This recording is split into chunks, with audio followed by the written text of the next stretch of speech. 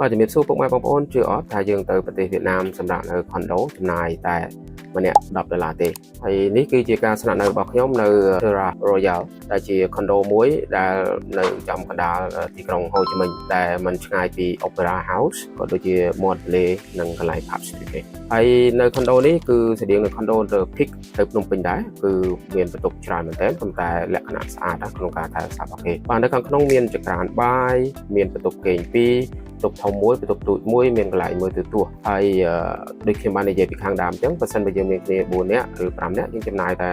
$10ឬតិចជាង$10ទេពីព្រោះមួយយប់គឺតែ30ជាង$ទេអញ្ចឹងខ្ញុំទៅគេងទីយប់គឺអស់$70ហើយខ្ញុំនឹងតម្លាក់នៅក្នុង comment ដែលពុកម៉ែបងប្អូនអាចរកទីតាំងនេះដែលខ្ញុំកក់តាមរយៈ Airbnb បាទនៅក្នុងបន្ទប់នេះគឺបន្ទប់ធំដែលយើងបើទៅជាមួយមិត្តភ័ក្តិក៏ដូចជាគ្រួសារគឺយើងអាចគេងនៅទីនេះអាច3នាក់ហើយបន្ទប់មួយទៀតទូយើងអាចគេង2នាក់អញ្ចឹងណាហើយយើងអាចមើលទេសភាពពីតាមរយៈប្រអួយនេះគឺឃើញទេសភាពស្អាតមែនទែនគឺទីក្រុងហូជីមិញទាំងមូលពិសេសគឺអគារខ្ពស់មួយនោះដែលនៅមិនឆ្ងាយទេប្រហែលជាខ្ទង់2គីឡូជាងទេហើយ